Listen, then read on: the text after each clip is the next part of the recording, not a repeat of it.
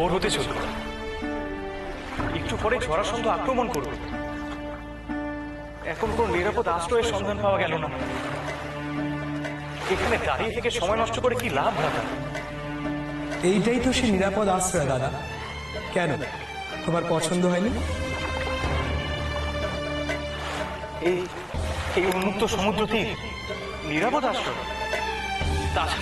তাছাড়া এই অপ্রশস্ত স্থান তো সকল মথুরাবাসীর পক্ষে যথেষ্ট নয় কৃষ্ণ।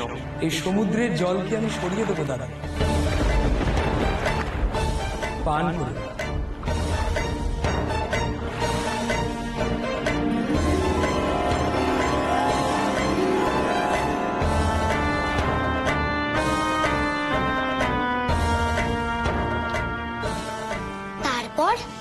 তারপর কি হলো ঠাকুর? তারপর ক্রুদ্ধ বরুণ দেব শ্রীকৃষ্ণকে বাধা দিলেন।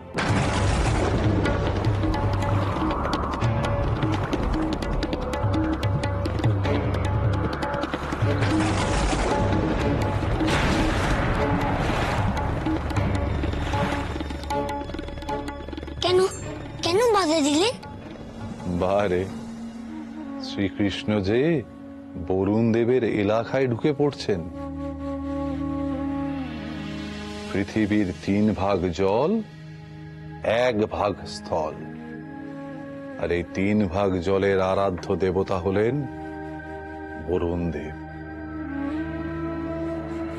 এখন বরুণ দেব মনে করছেন শ্রীকৃষ্ণ তার জায়গায় এসে প্রকৃতির ভারসাম্য নষ্ট করে দিতে চাইছেন। তাই বরুণ দেব রুখে দাঁড়ালেন। এই অন্যায় তিনি কিছুতেই সহ্য করবেন না। তাহলে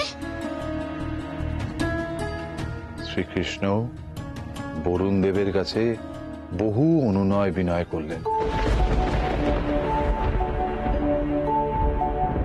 বললেন মানুষকে বাঁচানোর জন্য এই কাজ করছেন তিনি। তখন বরুণ দেব শ্রীকৃষ্ণকে একটা শর্ত দিলেন। কি বলো না ঠাকুর, কি শর্ত? তিনি শর্ত দিলেন, যতদিন শ্রীকৃষ্ণ বেঁচে থাকবেন ততদিন ওই নগরী জলের ওপর থাকবে, কিন্তু শ্রীকৃষ্ণের মৃত্যুর সাথে সাথে নগরী তলিয়ে যাবে সমুদ্রের অতলে। আর আর কি ঠাকুর? আর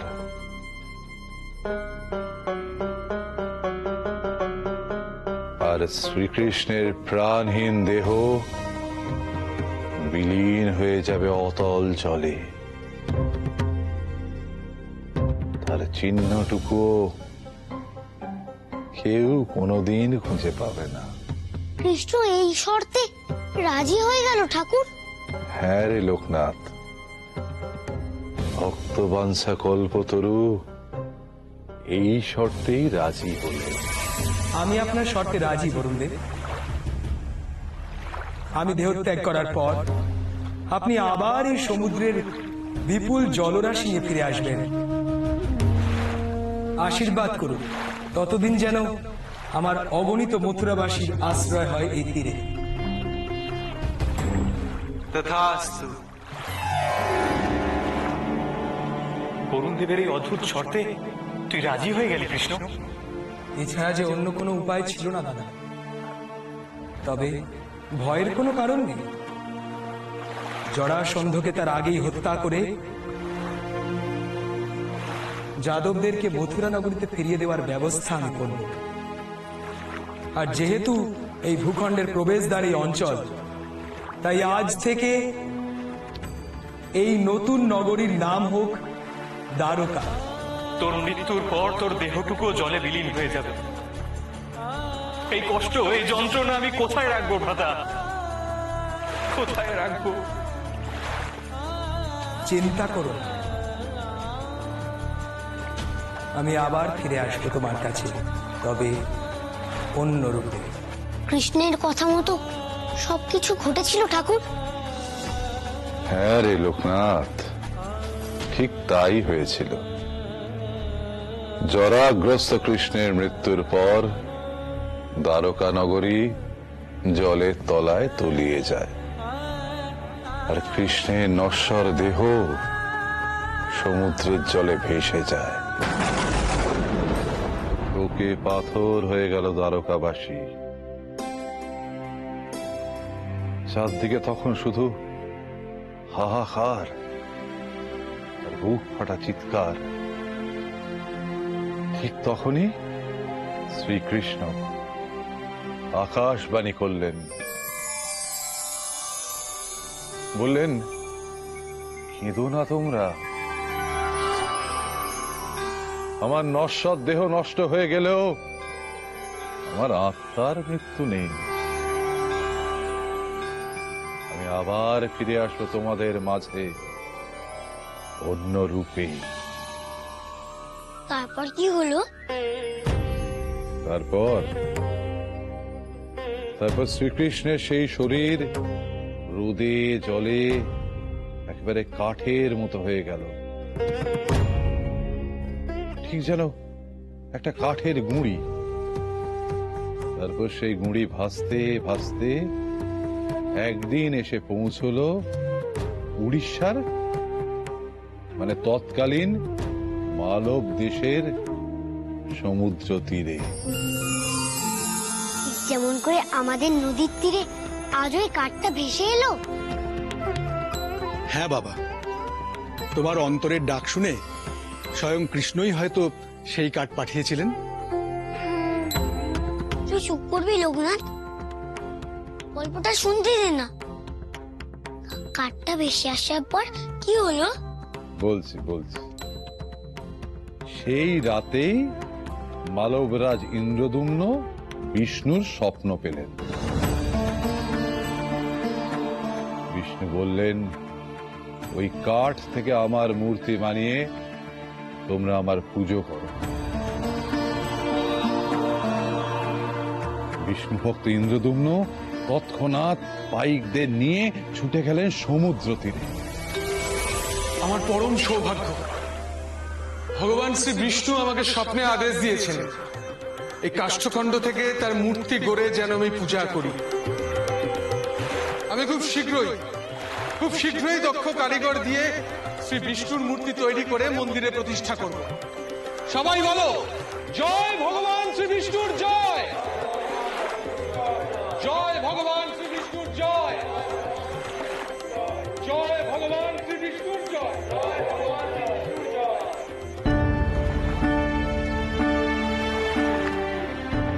কিন্তু রাজামশাই এত ভালো শিল্পী কোথায় পাবে? ঠিক বলেছো, আমাদের অঞ্চলে তো এমন কারিগর আর নেই। এই কাঠ কেটে বিষ্ণু মূর্তি বানাবে এরম কারিগর আর কে আছে? এমন কেউ কি এখানে আছে? আমি উপযুক্ত পারিশ্রমিক দেব তাকে। মহারাজ,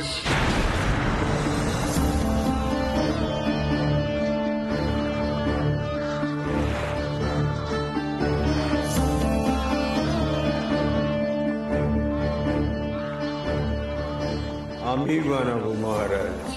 তুমি পারবে এই কাষ্ঠখণ্ড থেকে বিষ্ণুর মূর্তি তৈরি করতে? পারবো মহারাজ, পারবো।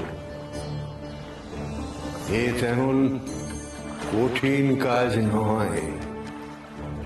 তবে তবে আমার কিন্তু একটা শর্ত আছে।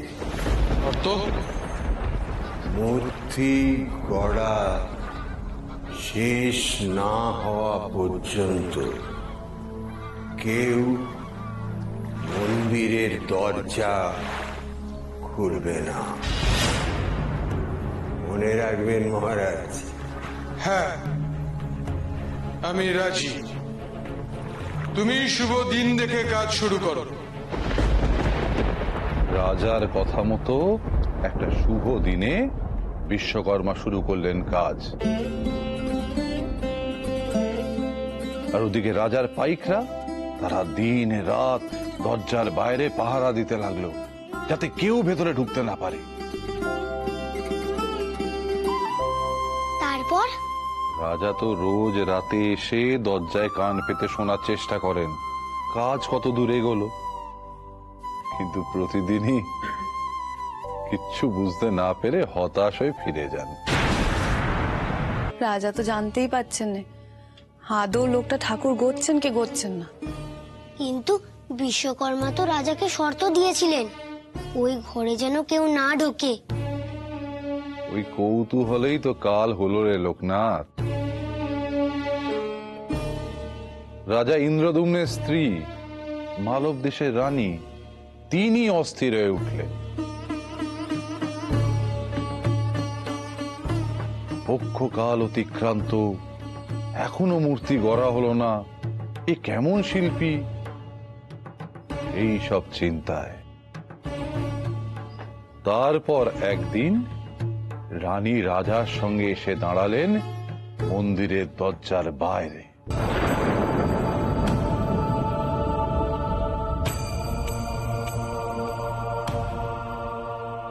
কই ভিতরে তো কোনো সাড়া শব্দ নেই মহারাজ। বৃদ্ধ মারা যাননি তো? হ্যাঁ হ্যাঁ, আজ কদিন হলো আমিও তেমনই আশঙ্কা করছি রানী।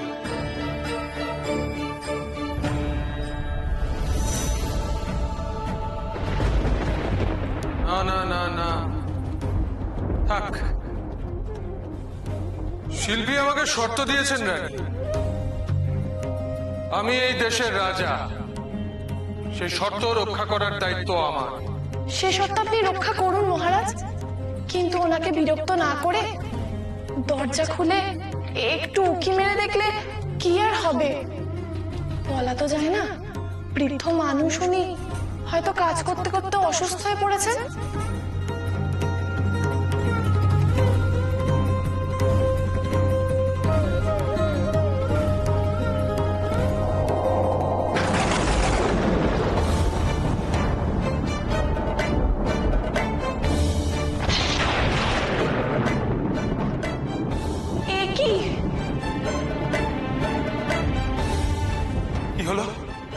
কি হলো রানী? ভেতরে যে কেউ নেই মহারাজ। সত্যি তো, শিল্পী গেলেন কোথায়?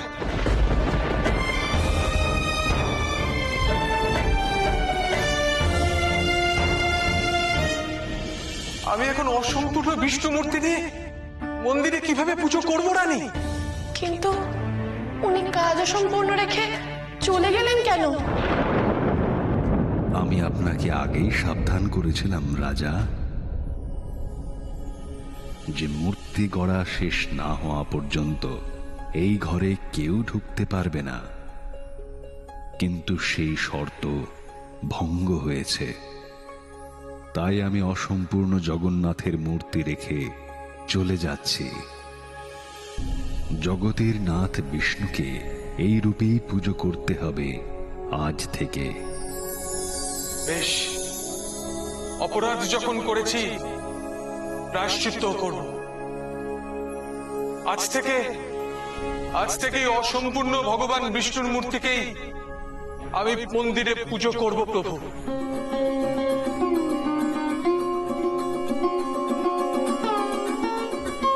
সেই অসম্পূর্ণ মূর্তি দিয়ে পুরীর মন্দির প্রতিষ্ঠা করে পুজো শুরু করেন রাজা ইন্দ্রদুম্ন। হ্যাঁ বাবা, সেই থেকে আজও পুরীতে জগন্নাথ রূপী নারায়ণ পূজিত হয়ে আসছেন। হ্যাঁ ঠাকুর, তুমি ঠিক বলেছো। ওই বুড়ো মানুষটাও আমাদের বলে দিয়েছিল, যতদিন না কাজ শেষ হয় ততদিন কেউ তার কাজ দেখতে পারবে না। তাতে চিন্তা কি আছে? সেই জন্য তো দিনীয় দাদা বলেছে জঙ্গলে পাহারা দেবে, যাতে কেউ ভিতরে না ঢুকতে পারে। ওই অত বড় জঙ্গল একা দিনের পক্ষে কি পাহারা দেওয়া সম্ভব রে বেনি? সম্ভব নয়। ওরে, তোরাও সাবধানে থাকিস, দেখিস কেউ যেন জঙ্গলের মধ্যে ঢুকতে না পারে। কেউ যদি ঢুকে পড়ে তাহলে কিন্তু জগন্নাথ দেবের আর রথে চড়া হবে না। মনে রাখিস কিন্তু। তুমি চিন্তা করো না গো ঠাকুর।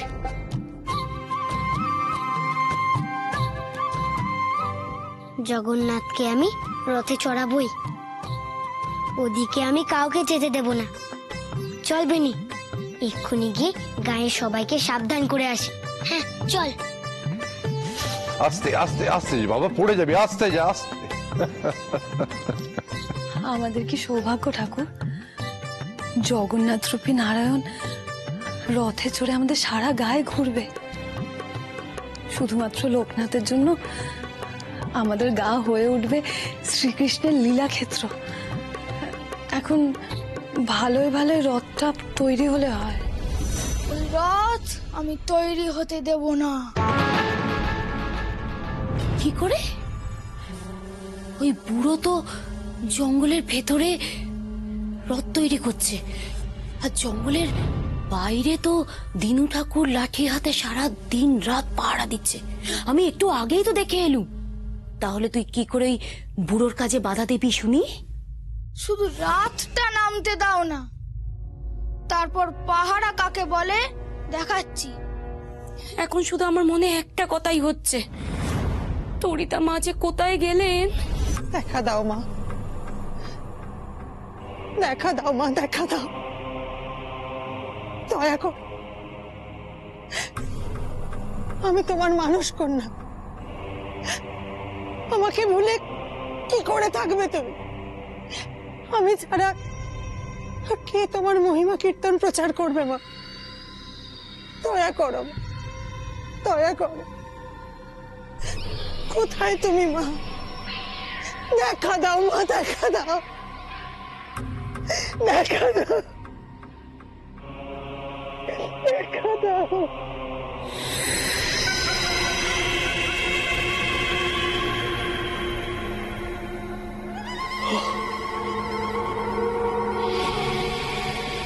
দেখা দেবে না তুমি? তাহলে এবার দেখো আমি কি করি।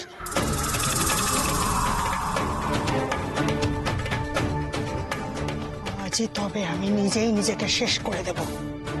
জয় মা! ক্ষান্ত হও, নিজের শক্তির অপব্যবহার করেছিস তুই। মা,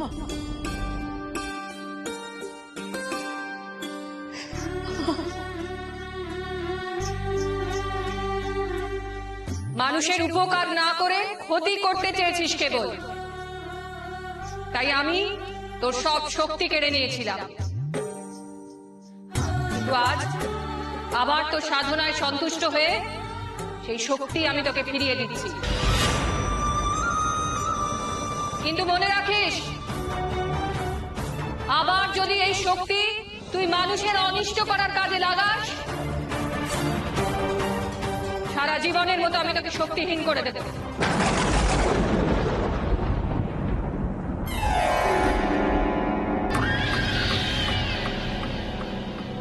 জয় মা।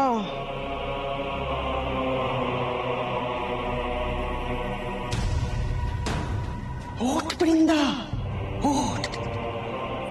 দেখ, আবার আমি আমার আগের ক্ষমতা ফিরে পেয়েছি।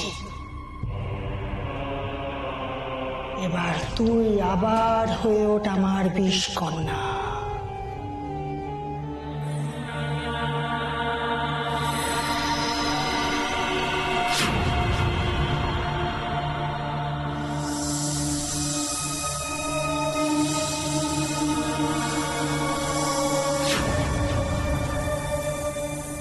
চল বৃন্দা,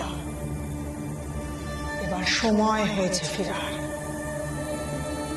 যেখান থেকে মাথা নিচু করে চলে আসতে হয়েছিল ঠিক সেখানে। জয় জগন্নাথ, জয় জগন্নাথ, জয় বলরাম, জয় বলরাম, জয় সুভদ্রা, জয় সুভদ্রা। এই দাঁড়া, দাঁড়া। নতুন ভাই ধরল নাকি রে? জয় বলরাম, জয় সুভদ্রা, জয় জগন্নাথ, এরা কারা? এমন করে বলছো কেন গো? আমরা তো শুধু ঠাকুরের নামে জয়ের ধ্বনি দিচ্ছিলাম। শিব ভক্ত, তা হঠাৎ তোর মুখে সব এই নতুন নতুন ঠাকুর এলো কোথেকে? নতুন ঠাকুর হবে কেন গো? ভগবান বিষ্ণুর আরেক রূপ তো জগন্নাথ, তোমরা জানো না? আমরা জানি না, কি বলছিস কি তুই? আহা, রাগ করছো কেন? উড়িষ্যা থেকে আমাদের ব্রজ কাকা জগন্নাথ, সুভদ্রা, বলরাম এদের মূর্তি এনেছেন। পুরীতে এদের নিয়ে খুব বড় করে রথযাত্রা হয়, জানো তো? এবছর আমাদের গায়েও সেই রথযাত্রা হবে গো। তাই তো আমরা জমিদার মশাইকে বলতে যাচ্ছি, জগন্নাথ, বলরাম, সুভদ্রার সঙ্গে গোপালকেও রথে চড়িয়ে নগর পরিক্রমা করা হবে। সবাই ওখানে থেকো কিন্তু, জমিদার বাড়ি থেকে ওই রথ ছাড়বে।